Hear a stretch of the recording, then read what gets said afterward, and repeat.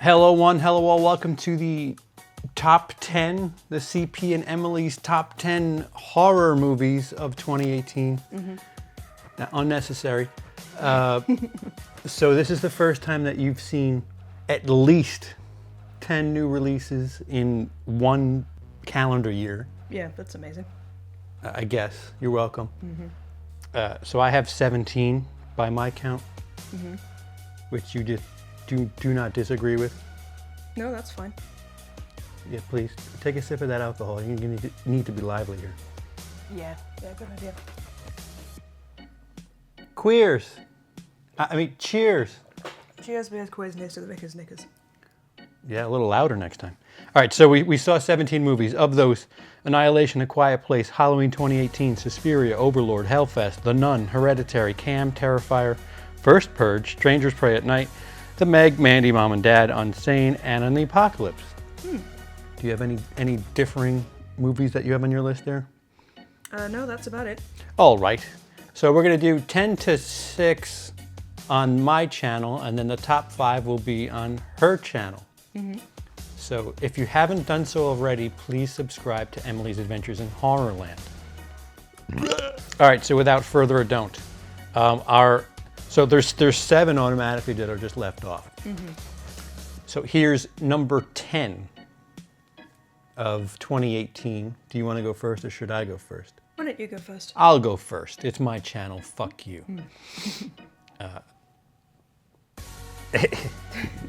Number 10 for me was the first Purge, which I felt was okay, serviceable.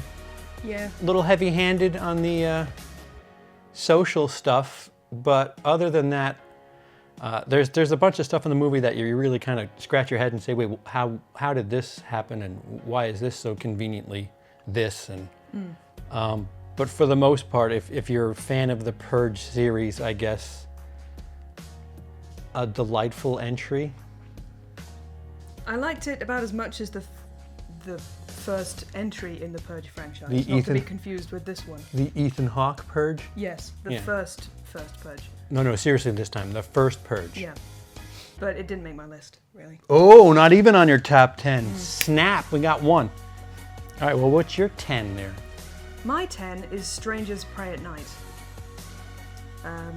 For me, it was pretty unmemorable, but it was an improvement on the first movie, which I absolutely hated. Yeah, watching that back, it doesn't hold the test of time. And Yeah, with the shaky cam and the I don't know. shitty characters, not knowing Yeah. what the fuck they're doing. Yeah. So this one kind of improved on it. I think you found it kind of obnoxious with the amount of 80s soundtrack they tried to cram in. Yeah, there's 2 things I'm sick of right now. It's superheroes and fucking synthy 80s, like, hey guys, it's the 80s, even though it's 2018. Yeah. You And know. fuzzy VHS graphics. Yeah, even though I beat them to fucking death on this channel, but yes, I am sick of it. But I like that at least this movie had the decency to just pretty much kill the franchise. You think? Well, I don't think they can do another one. You think? I'm pretty sure. Eh, I'm trying to be optimistic. I think you need to watch more horror movies, what I think. Oh, do I have to? Your fucking channel! Your fucking channel. So, Strangers Pray at Night did not make my top 10. For me is Cam, the fucking internet darling for a hot minute there. Which, it's one of those movies where it's like, it's kind of horror, but it's, I don't know if I'd call it horror. It's like a neat sci-fi story. I don't know if it would even be sci-fi. Yo, there's something supernatural tits. going on. There's fucking tits in it though, so. That's why it's so high up on my list. Yo, tits, that's a horror. Woo! Yeah, no, there's, like, I was really with it for 2/3 in the movie, and then how they explain how things happen in the third act, I just That part was a dropped little out. rushed, yeah. I was just like, go fuck yourself. You couldn't think of a better way to explain what the fuck's going on here? It's just, like, everything's in like grounded in reality, and then the thing that happens at the end, it's just like, wait, what? Just why? I didn't mind it so much. I know you didn't mind it so much. A lot of pretty girls, a lot of nipples. So 9 for me is Cam. Number 9 for me is Terrifier. Get out. Get right the fuck That was out. 2017. Ew. All right, go ahead. Okay, so it's a bit of a guilty pleasure for me, but not like a solid favorite. I was surprised how much I liked it, given its kind of low budgetness, and mostly I was just pleased with the performance of the guy who played Art the Clown. I thought he was interesting. He did well. Yeah. He did well. In the world he's in, nothing makes sense. Yeah. And I liked the approach they had with the crazy cat lady, whatever her name is. Crazy doll lady? I don't know. Yeah, crazy lady. She's credited as cat lady, I think, but there's no cats. That's all you have to say about Terrifier? Pretty much. Terrifier? Good kills. Oh yeah, I mean like that. Yeah, really gory kills. They have a bone tomahawk type kill. Shh. Same shit, only different. Is this list gonna have spoilers at all? We can. Fuck it. It's the end of 2018. What took you so long if you haven't seen these yet? I haven't seen Citizen Kane yet. Well, I'm gonna be worse. the sled's a big deal in that movie. Number 7? 7? No, 8. We're on 8, aren't we? Oh, right. Number 8. This might shock some people. Suspiria. If only because I was expecting Suspiria and got this gray fucking plotting 2/3 of a movie that just wanted to jerk itself off. And then finally for the third act, it was like, oh, this is kind of Suspiria. But by that point, my mind was made up and I was like, no, fuck this. A little too artsy-fartsy. Granted, the original Suspiria is kind of... I mean, it takes place in a dance studio. There's going to be artsy-fartsiness. Yeah, but the original was, there was... Fuck, I'm not a big fan of Neon Demon. Have you seen that? No. Neon Demon is like the poor man's, it's the Pepsi to Suspiria. I'd rather watch Neon Demon than the 2018 Suspiria. It's just plotting, I guess is the best word I could use. Just get there. Quit being so full of yourself. Some tits in that movie too. Lots of tits, plenty of gore and some fucked up, Oh yeah. like self kills. Like I don't know, when somebody breaks their leg and it's all. Maybe I need to watch it again, but I was prepared for this spectacle, and I got East Germany. Nothing's more colorful than East Germany in the 70s. Yay. So, you're number 7. So, my number 8. 8. Stop saying 7. 8. My number 8 is A Quiet Place. Whoa. I wanted to like it more than I did.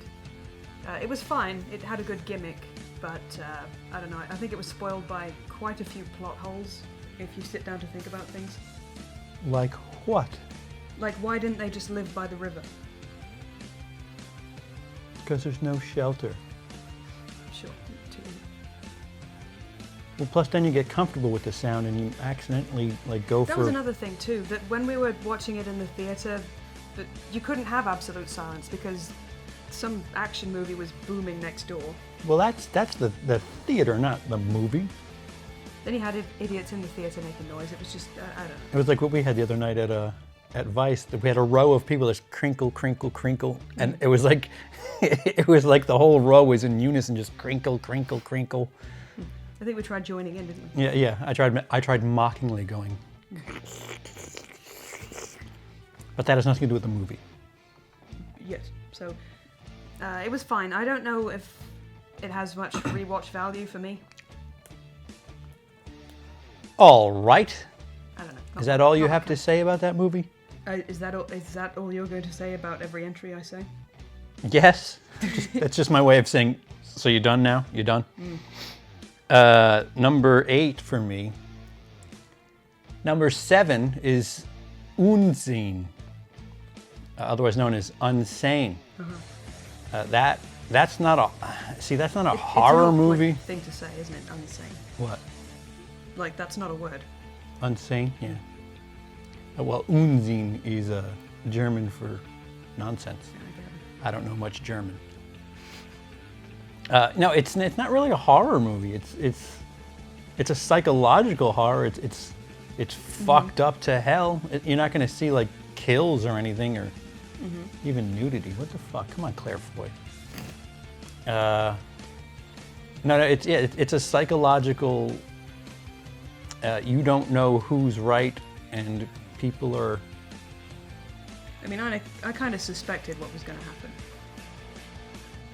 Yeah, well, the introductory to something in the second act is just like, oh, is this a dream or is this a? I never thought that. I was just really. Like, yeah. All right, so I was hook, line, and Any sinker. movie that tries to play with usually, oh, is she insane or isn't she? Usually, the case is no. Yeah, well, except Jacob's Ladder, that's kind of a. Yeah, except no, you're just dead. You're just dead. Spoiler. Yeah, so Unsane, it's just a fucked up movie in the same way that what was that movie that came out a couple of years ago with Channing Tatum and the less talented Rooney Mara. Fuck, what's the name of that movie? I have no idea. I'll flash it up. That was kind of fucked up too, but nowhere near like this. But not really a horror movie, but yeah, it stuck with me. I'd watch it again. That iPhone shooting style, I get why they did it, but You get used to it. it's just not pleasing. Who the fuck could that be? Should I answer it? Yeah. Hello? Hello? Yep. Your vehicle? Wait, it Oh, was an no. important message. So my 7 was Suspiria. I didn't mind it so much. One less than I did, okay. I've seen the original Suspiria. It's a great spectacle. It does a lot of interesting thing with light and colour. But I can't tell you a thing about any of the characters. And it just turns out to be, oh yeah, this guy turns up at the end and says, oh yeah, it's a bunch of witches, did they not say? I don't know. So Yeah. I feel like the new Suspiria was pretty palatable if you're new to the story. And it has some themes of awakening sexuality and... But a little bit in the opposite direction, no? Where it's just like, witches, oh, we're gonna do dance craft stuff. Dance craft. Kern craft.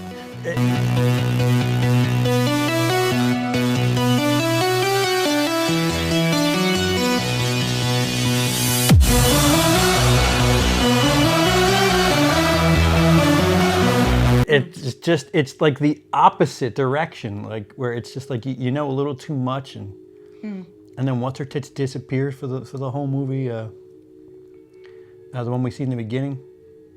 Oh yeah, the one who turns up to not Tilda Swinton's office. Yeah, it's somewhere in between those two. There might be a happy medium for as far as a remake is concerned. Sure. Sure. I thought it was alright. Is that all you have to say? Apparently, yeah.